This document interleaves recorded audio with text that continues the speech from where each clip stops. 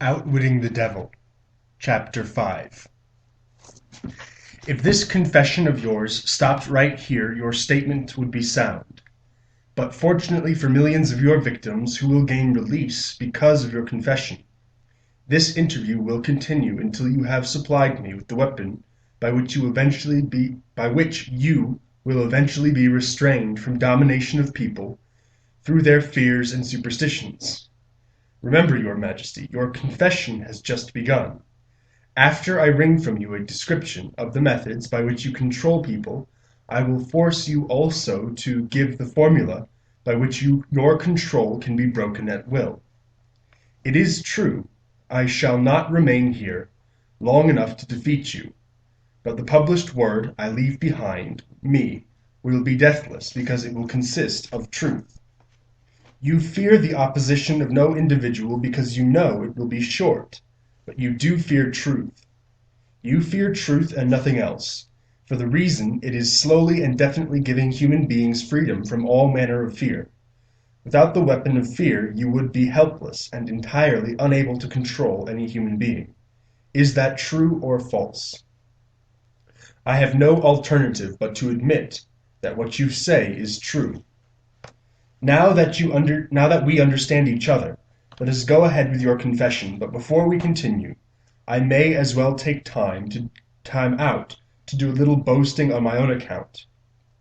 Now that you have had your fling at it, I will confine myself to one question, the answer to which will give me all the satisfaction I want.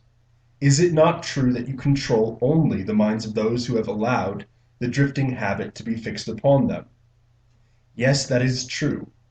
I have already admitted this truth in a dozen or more different ways. Why do you tantalize me by repeating the question? There is power in repetition. I am forcing you to repeat the highlights of your confession in as many different ways as possible, so your victims may check this interview and determine its soundness by their own experiences with you. That is one of my little tricks. Do you approve of my method? You couldn't be setting a trap for me for the purpose of doing some boasting, could you? I am asking the questions and you are doing the answering. Go ahead now and confess why you are powerless to stop me from forcing this confession from you. I want your confession for aid and comfort to victims of yours, whom I intend to release from your control the moment they read your confession. I am powerless to influence or control you because you have found the secret approach to my kingdom. You know that I exist only in the minds of people who have fears. You know that I control only the drifters who neglect to use their own minds. You know that my hell is here on earth and not in the world that comes after death. And you know also that drifters supply all the fire I use in my hell. You know that I am a principle or form of energy which expresses the negative side of matter and energy, and that I am not a person with a forked tongue and a spiked tail. You have become my master because you have mastered all your fears. Lastly, you know that you can release all of my earthbound victims whom you contact, and this definite knowledge is the blow with which you will deal me the greatest damage. I cannot control you because you have discovered your own mind, and have taken charge of it. There now, Mr. Earthbound, that confession should feed your vanity to the bursting point. That last dart was unnecessary. Knowledge of this sort I have used to master you does not contaminate itself with vulgar indulgence and vanity. Truth is the one and only thing in the world that can stand ridicule. Now let us continue with your confession. What is wrong with the principle of flattery? You use it, do you not? Do I use it? Man alive! Flattery is one of the most useful weapons. With this deadly instrument I slay the big ones and the little ones. Your admission interests me. Go ahead now and tell me how you make use of flattery. I make use of it in so many ways it is difficult to know where to begin. I warn you, before I answer in detail, that publishing my answers will bring down an avalanche of ridicule on your head for bringing up the question. I'll take the responsibility. Proceed. Well, I may as well here admit that you have stumbled on to the major secret of how I convert people to the habit of drifting. That is a startling admission. Go ahead with your confession and stick strictly to the subject of flattery. No more side remarks, and no more facetiousness for the present. Tell me all about your use of flattery in gaining control over people. Flattery is a bait of incomparable value to all who wish to gain control over others. It has powerful pulling qualities because it operates through two of the most common human weaknesses, vanity and egotism. There is a certain amount of vanity and egotism in everyone. In some people these qualities are so pronounced they literally serve as the rope by which one may be bound. The best of all ropes is flattery. Flattery is the chief bait through which men seduce women. Sometimes, in fact, frequently women use the same bait to gain control of men, especially men who cannot be mastered through sex appeal. I teach its use to both men and women. Flattery is the chief bait with which my agents weave their way into the confidence of people from whom they procure information needed to carry on warfare. Whenever anyone stops to feed vanity on flattery, I move in and begin to build another drifter. Non-drifters are not easily flattered. I inspire people to use flattery in every human relationship where its use is possible because those who are influenced by it become easy victims of the drifting habit. Can you control anyone who is amenable to flattery? Very easily. I have already told you. Flattery is of major importance in alluring people into the habit of drifting.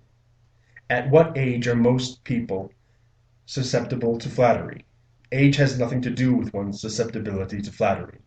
People respond to it in one form or another, from the time they become conscious of their own existence until they die. Through what motive can women be most easily flattered? Their vanity. Tell a woman she's pretty or that she wears clothes well. What motive is most effective in harpooning men? Egotism with a capital E. Tell a man he has a strong Herculean body, or that he is a great business tycoon and he will purr like a cat and smell like a possum. After that, you know what happens. Are all men like that? Oh no. 2 out of every 100 have their egotism so thoroughly under control that even an expert flatterer couldn't get under their skins with a double-edged butcher knife. How does a cunning woman apply her art of flattery in attracting men? Great heavens, man! Do I have to draw a picture of her method for you? Have you no imagination? Oh yes, I have imagination enough, your Majesty, but I am thinking of the poor dupes of the world who need to understand the exact technique with which they may be flattered into the habit of drifting. Go on and tell us how a woman can harpoon rich and presumably smart men. This is a devilish trick to play on women, but since you demand the information, I am helpless to withhold it. Women influence men through a technique consisting, first, of ability to inject soft, cooing, baby tones into their voices, and second, by closing their eyes into a half-closed position, which renders hypnotism in connection with the flattery of men. Is that all there is to the business of flattery? No, that is only the technique. Then comes the motive a woman uses as a lure. The type of woman you perhaps have in mind never sells a man herself or anything she can give him. Instead, she sells him his own egotism. Is that all that women use when they wish to flatter men? That is the most effective thing they use. It works when sex appeal fails. So I am to believe that big, strong, smart men can be wound up and manipulated through flattery, just as if they were so much putty. Is that possible? Is it possible? It is happening every minute of the day.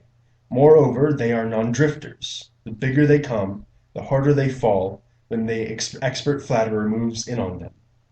Tell me some more of your other tricks with which you cause people to drift in life.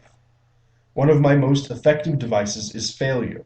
The majority of people begin to drift as soon as they meet with opposition, and not 1 out of 10,000 will keep on trying after failing 2 or 3 times.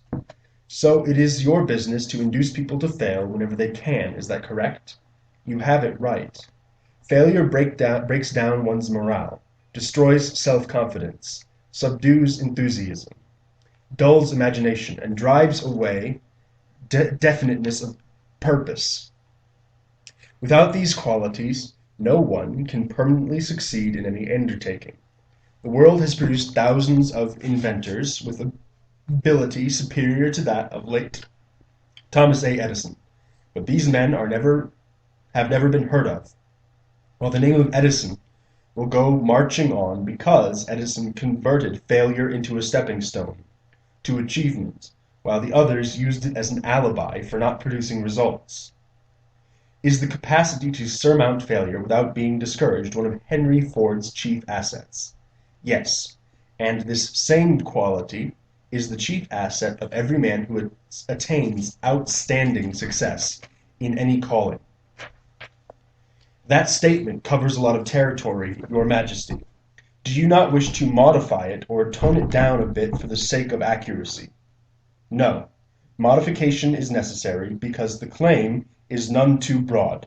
Search accurately into the lives of men and women who achieve enduring success, and you will find, without exception, that their success has been in exact proportion to the extent that they surmounted failure.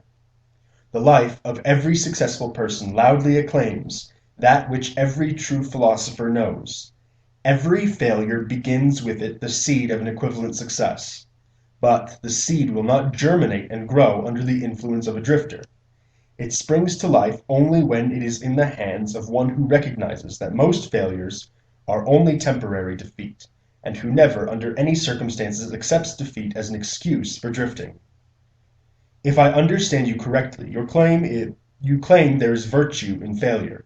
That does not seem reasonable. Why do you try to induce people to fail if there is virtue in failure? There is no inconsistency in my claims. The appearance of inconsistency is due to your lack of understanding. Failure is a virtue only when it does not lead one to quit trying and begin drifting.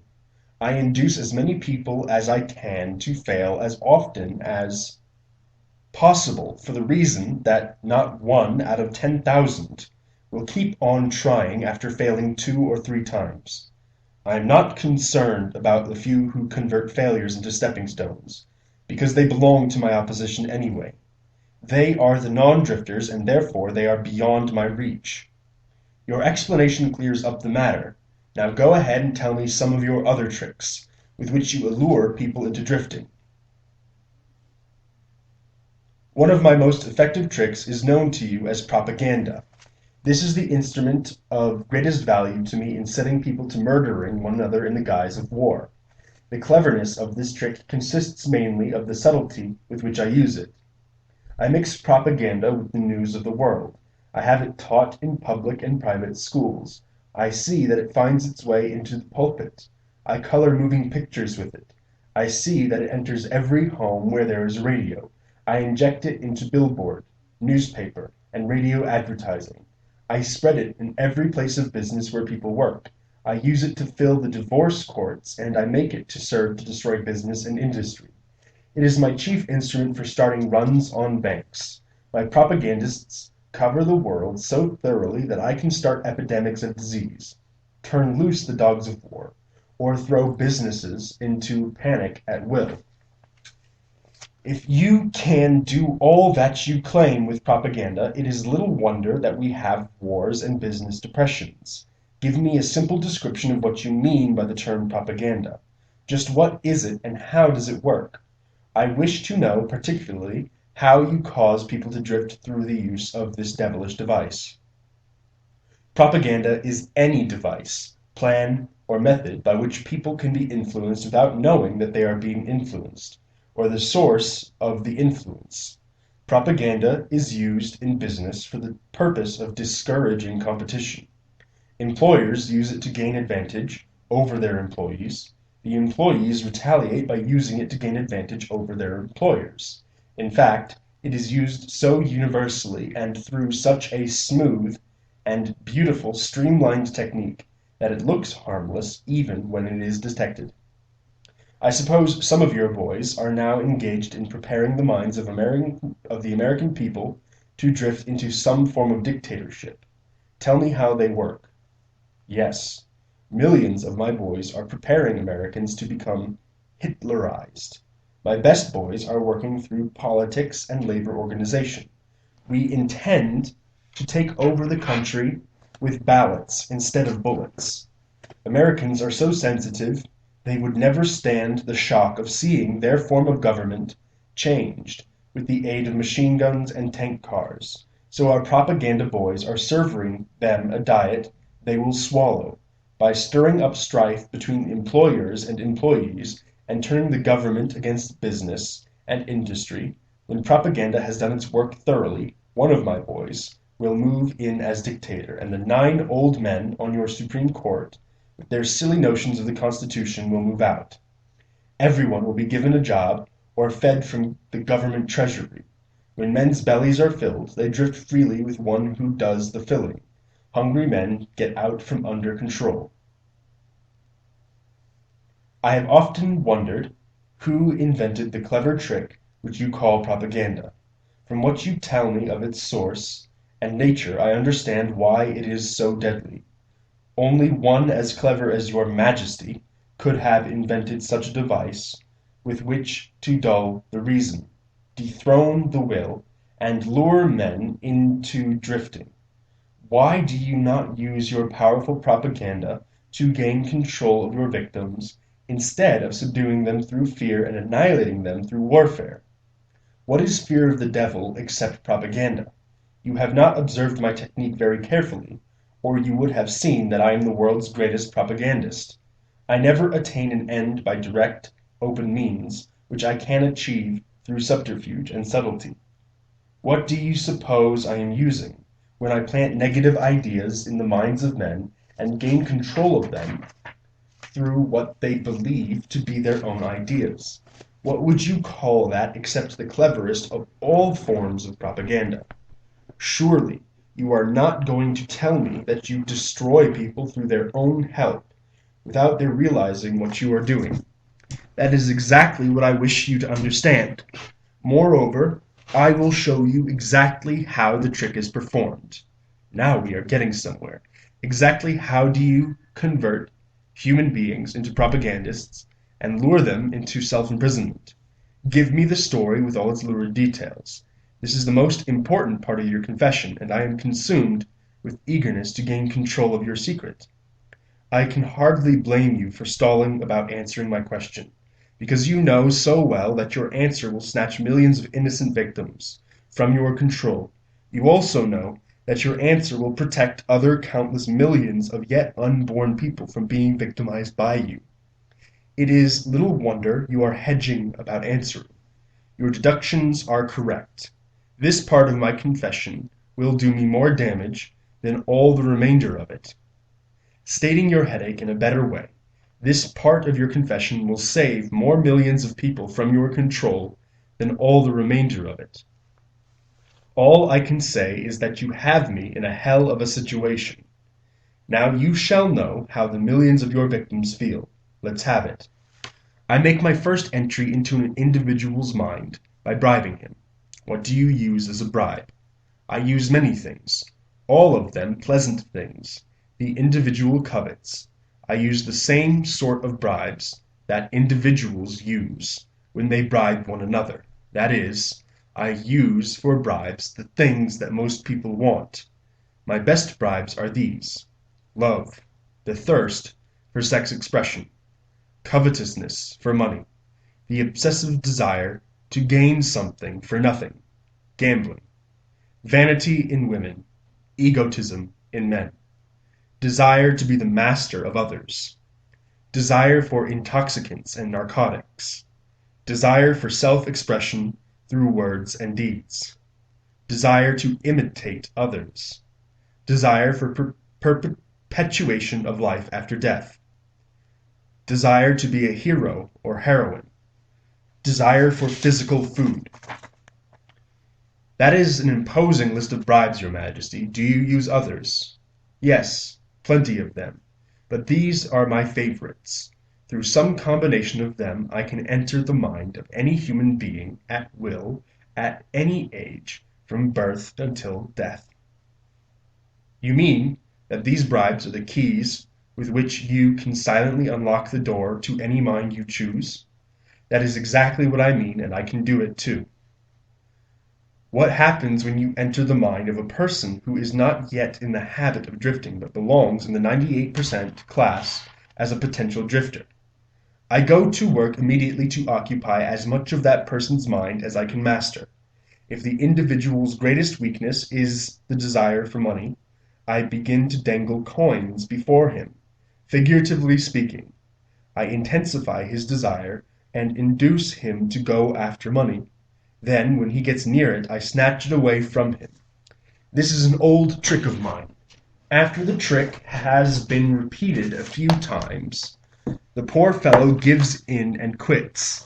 Then I take over a little more space in his mind and fill it with the fear of poverty. That is one of my best mind fillers. Yes, I admit your method is very clever, but what happens if the victim fools you and gets his hands on a lot of money? You don't fill his mind with fear of poverty then, do you? No, I don't. I take over the space by filling it with something which serves my purpose just as well. If my victim converts his desire for money into large sums, I start overfeeding him with the things he can buy with it. For example, I cause him to stuff himself with rich foods. This slows down his thinking capacity, endangers his heart, and starts him on the road to drifting. Then I pester him with intestinal poisoning through the surplus of food he eats. That also slows down his thinking and gives him a nasty disposition. What if the victim is not a glutton? What other follies can you induce him to pick up that lead to drifting? If the victim is male, I can usually snare him through his sex appetite. Overindulgence in sex starts more men to drifting toward failure than all other causes combined. So food and sex are two of your surefire baits. Is that correct? Yes. With these two lures, I can take over a majority of my victims. And then there is the desire for money. I am beginning to think that wealth is more dangerous than poverty if your story is to be believed. Then all that altogether depends upon who has the wealth and how it was acquired. What has the manner in which money is acquired to do with its being a blessing or a curse? Everything. If you don't believe me, take a look at those who acquire a large amount of money quickly, without time to get wisdom along with it, and observe how they use it. Why do you suppose rich men's sons seldom equal the achievements of their fathers? I'll tell you why. It is because they have been deprived of the self-discipline which comes from being forced to work. Look into the records of moving picture stars or athletes who suddenly find themselves in possession of big money and hero worship and praise from the public. Observe how quickly I move in and take them over in many cases, mainly through sex, gambling, food and liquor. With these I catch and control the biggest of the best of people as soon as they get their hands on big money. What about those who acquire money slowly, by rendering some form of useful service? Are they easily snared too? Oh, I get them all right, but I generally have to change my bait. Some of them want one thing, and others want something else. Where my purpose is best served, I see to it that they get what they most want, but I manage to wrap in the package something they don't want. The thing I give them is the definite thing that makes them drifters. Do you see how I work? And very clever work it is. You lure people on through their natural desires, but you slip your deadly poison into the object of those desires, wherever you can. Now you are catching on. You see, I play both ends against the middle, so to speak. From all you say I infer that you cannot induce a non-drifter to help you gain control of his mind by baiting him with your bribes. Is that correct? That is exactly correct. I can, and I do, interest non-drifters in my bribes, because I use for the purpose of bribery the things all people naturally desire. But the non-drifter resembles a fish that steals the bait from your hook but refuses to take the hook. The non-drifter takes from life whatever he wants, but he takes it on his own terms. The drifter takes whatever he can get, but he takes what he gets on my terms. Stating the matter in another way, the non-drifter borrows money from a legitimate banker, if he wants it, and he pays a legitimate rate of interest. The drifter goes to the pawnshop, hawks his watch, and pays a suicidal rate of interest for his loan. So I draw from your claims the conclusion that your hand is mixed up somehow in all of people's troubles and miseries, even though your presence may not be visible. My unwilling workers are often my best workers. You see, my unwilling workers are those whom I cannot control with some combination of bribes, people whom I have to master by fear or through some form of misfortune. They do not wish to serve me, but they cannot avoid it because they are eternally bound to me by the habit of drifting. Now I am beginning to better understand your technique. You bribe your victims through their natural desires and lead them astray while you induce them to become drifters if they respond to your lure. If they refuse to respond, you plant the seed of fear in their minds or trap them through some form of misfortune and hog-tie them while they are down. Is that your method? That is exactly the way I work. Clever, don't you think? Which do you prefer to serve as your propagandists, the young or the old? The young, of course. They can be influenced by most bribes more easily than people of mature judgment. Moreover, they have longer to remain in my service. Your Majesty has given me a clear description of drifting. Tell me what must be done to insure against the habit of drifting. I want a complete formula that anyone can use. Protection against drifting lies within easy reach of every human being who has a normal body and a sound mind. The self-defense can be applied through these simple methods. Do your own thinking on all occasions. The fact that human beings are given complete control over nothing, save the power to think their own thoughts, is laden with significance. 2. Decide definitely what you want from life. Then create a plan for attaining it and be willing to sacrifice everything else, if necessary, rather than accept permanent defeat. 3. Analyze temporary defeat, no matter of what nature or cause, and extract from it the seed of an equivalent advantage. 4. Be willing to render useful service equivalent to the value of all material things you demand of life, and render the service first. 5. Recognize that your brain is a receiving set that can be attuned to receive communications from the universal storehouse of infinite intelligence to help you transmute your desires into their physical equivalent. 6. Recognize that your greatest asset is time, the only thing except the power of thought which you own outright, and the one thing which can be shaped into whatever material things you want. Budget your time so none of it is wasted. 7. Recognize the truth that fear generally is a filler with which the devil occupies the unused portion of your mind. It is only a state of mind which you can control by filling the space it occupies with faith in your ability to make life provide you with whatever you demand of it. 8. When you pray, do not beg. Demand what you want, and insist upon getting exactly that, with no substitutes. 9. Recognize that life is a cruel taskmaster, and that either you master it or it masters you. There is no halfway or compromising point. Never accept from life anything you do not want. If that which you do not want is temporarily forced upon you, you can refuse, in your own mind, to accept it, and it will make a way for the thing you do want. 10. Lastly, remember that your dominating thoughts attract, through a definite law of nature, by the shortest and most convenient route, their physical counterpart. Be careful what your thoughts dwell upon. That list looks imposing. Give me a simple formula, combining all the 10 points. If you had to combine all 10 in one, what would it be? Be definite in everything you do, and never leave unfinished thoughts in the mind. Form a habit of reaching definite decisions on all subjects.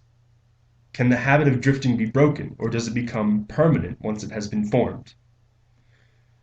The habit can be broken if the victim has enough willpower, providing it is done in time.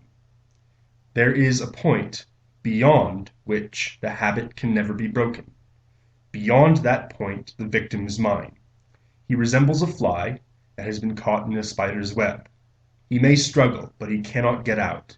Each move he makes entangles him more securely. The web in which I entangle my victims permanently is a law of nature not yet isolated by or understood by men of science.